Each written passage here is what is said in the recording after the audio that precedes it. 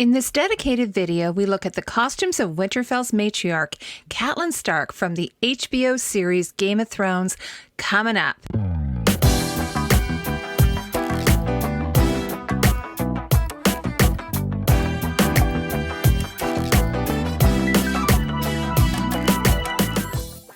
While you're here, check out my new line of 4 Weddings and a Funeral t-shirts and hoodies, exclusive to my Costumeco shop.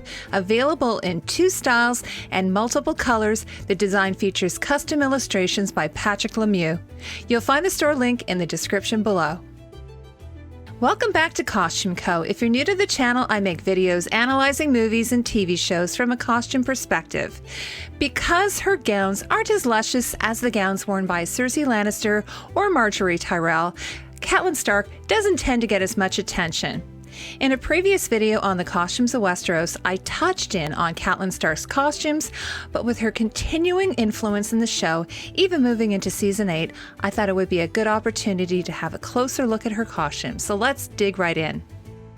This video contains major spoilers for all 7 seasons of the HBO series Game of Thrones.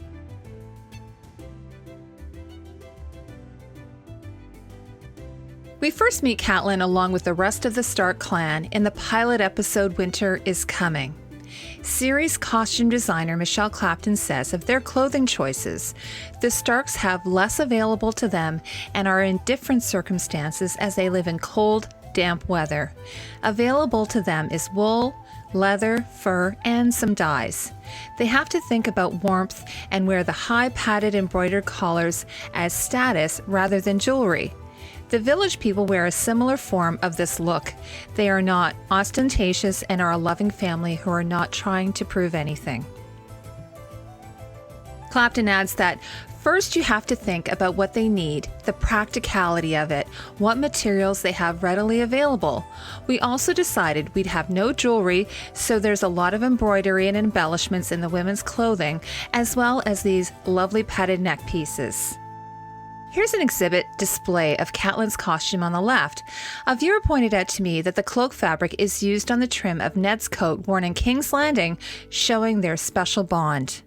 Here's a close-up of the silver trout brooch. Besides the embroidered padded collars, this is really the only piece of jewelry that she wears. And of course, the trout is taken from the Tully family sigil. Actor Michelle Fairley said in an interview with Making Game of Thrones that her costume helps her to get into character, saying, "You spend about 45 minutes getting your hair piece in, and it's very gradual putting together of pieces. It makes you think about the way it makes you hold yourself. And the Tully sigil, once the cloak is closed and the sigil is in place, my hand always went to it like a talisman." Clapton says the fur collars were meant to be wolf pelts for the adults, the children have rabbit, and the peasants have collars stuffed with sheep's wool. Clapton further states that Catelyn, again, similar sort of tones and very underplayed, quite simple clothing. Catelyn doesn't think particularly about what she wears. She wears what she's always worn. It's a traditional way, and that's her look. In Dress for the Winterfell Feast, I think that this is the only time that Catelyn wears this gown, distinguishable by the detached sleeves. Sansa's gown also has the same cross-lace sleeves as her mother. While at Bran's bedside in the episode The King's Road, Catelyn wears this simple dressing gown. She wore this previously in her bedchamber in episode 1. Here's a good image of Kat's full costume without the cloak and wolf pelt. Clapton says the North became actually the most English medieval look. It's much blacker and darker. And this silhouette, it's sort of reminiscent of a medieval coat and surcoat, which is a garment worn by both men and women in the Middle Ages.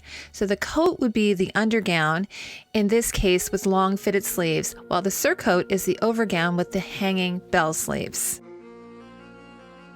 Here's a picture of some of the women from House Tully dressed in sideless surcoats that are closed at the front with the trout brooch.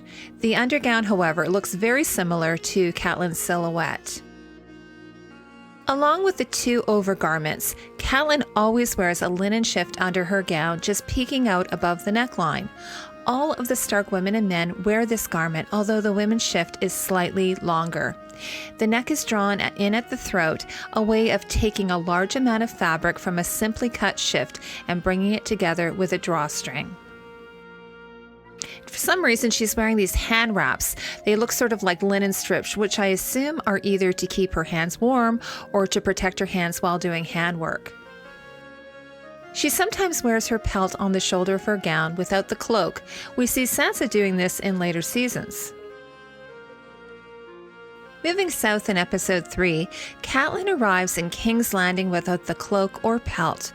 From what I can tell, it is the same costume from season 1, but she's added this silk organza-like scarf as a head covering, tucked into her gown, and it hangs down in front of her skirts. You might notice that there's a nice little fringe detail on the bottom.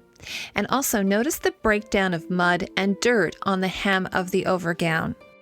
In the warmth of King's Landing, Catelyn has removed the overgown and is now only wearing the gown and shift. The lighter colors complement the lighter hues of the capital city. The undergown, seen here, might be made of linen or even a slub silk. The set-in sleeves are slightly gathered at the shoulder, and I can't see the back of the gown, but it's likely that it's laced, like we've seen on both Sansa and Arya's gowns in season 1.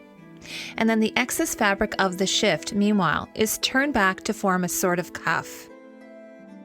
Here's a back shot of the blue overgown. The princess seams give the gown its nicely tailored shape. Upon her arrival at the Vale in episode 5, Catelyn has added back her fur pelt and another cloak. We will have a closer look at that in a little bit. In this shot from episode 6, Catelyn stands to the right of her sister Lysa Arryn and nephew Robin, dressed in full-on Falcon-inspired gowns. Here also, the excess length of fabric from the linen shift sort of bunches up. In this picture of Cat, you'll notice that her bell sleeves are lined in fur. The mottled fur reminds me of the cape lining that we see on Arya's cape in season 7. In this episode 8 pic, you can see the center front seam of Cat's undergown. Catelyn wears gray leather gloves, almost the same ones as Sansa's that she wears in season 4 and 5. Catelyn wears this indigo blue circle cloak throughout her 3 seasons.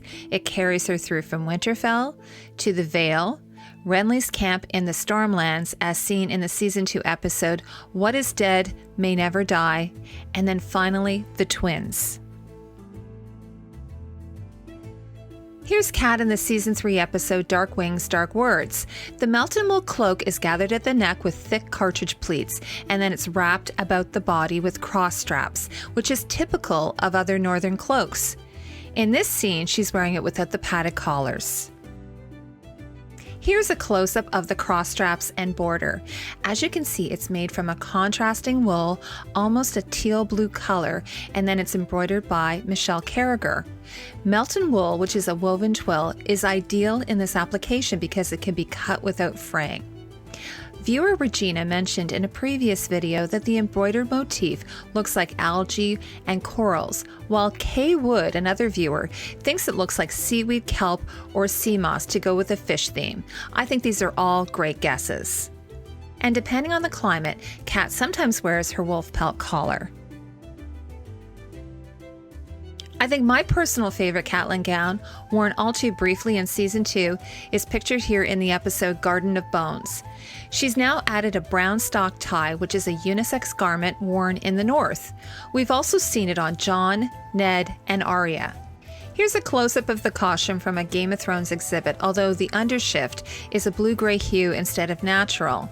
I believe that the collar here is drawn in with a stiffer material like wire or boning, like you would use in an underwire bra because of how it sits high up on the neck. And then here's another look from a Game of Thrones photo shoot. Here is Catelyn's season 3 gown worn by actor Michelle Fairley, and she's pictured here with Richard Madden and Kit Harington from an Entertainment Weekly photo shoot. This is an example of how the lighting and filters can skew the color of the fabric. I've altered this image to get as close to what I think the actual color might be, but it still looks more violet than what I think it actually is. Cat wears this gown in the episode Walk of Punishment. In this image, the gown almost looks black, more in keeping with the somber tone of Cat's father's funeral, Hoster Tully. while in this picture it looks to be a gray color of sorts. This is what the filters and lighting can do, as I've mentioned in my other videos. In some ways, it can give a costume a whole new look without added costumes, but for people like me or cosplayers who are trying to analyze the fabrics, it makes things a bit more difficult. I'm nearly certain that her gown is made from the same jacquard fabric as Sansa's mauve gown from seasons 2 and 3. It's possible that the fabric came in multiple colors or that the wardrobe department just dyed over Catelyn's dress fabric. Here's another display, and in this picture it appears that the light is overexposed so that the costume looks much lighter. On her gown, you can see the 2 hand-sewn grommet holes. The costume curator, I'm using that term lightly since it looks like this exhibit is in a department store, attached her fish brooch closer to the ties instead of the gown, and I think it's because the mannequin was too big. This exhibit of her full costume is from the FIDM Museum and Galleries in Los Angeles. I think this is likely the most accurate color of the costume. Catelyn wears this simple gown to the marriage of her brother Edmure Tully to the daughter of Walder Frey in the season 3 episode The Reigns of Castamere. This is another situation that unless you lighten the image, it looks nearly black when it's actually more of a blue. And you might notice that her Tully brooch this time is attached to her collar ties. This image is a studio shot of the same costume by The Hollywood Reporter, although the shift is a darker color. As you can see, the gown reads more blue than black and has a subtle tone-on-tone motif. Catelyn previously wore this as an undergown earlier in season 3. Here's a great close-up of the lovely embroidery by principal embroidery artist Michelle Carragher, featuring the Tully fish sigil. According to The Hollywood Reporter, Carragher used flat queen pearl for the heads and metal wire for the eyes.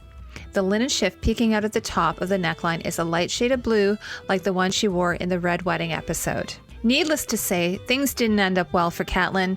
It's likely that there were multiple costumes made because of the large amount of blood spray in the scene. It's merely weeks away until the final season of Game of Thrones. If you want to keep up on my latest Game of Thrones costume analysis videos, consider subscribing by hitting the round icon with my picture so you don't miss out. Thank you for spending time with me as always. I'll see you in the next video.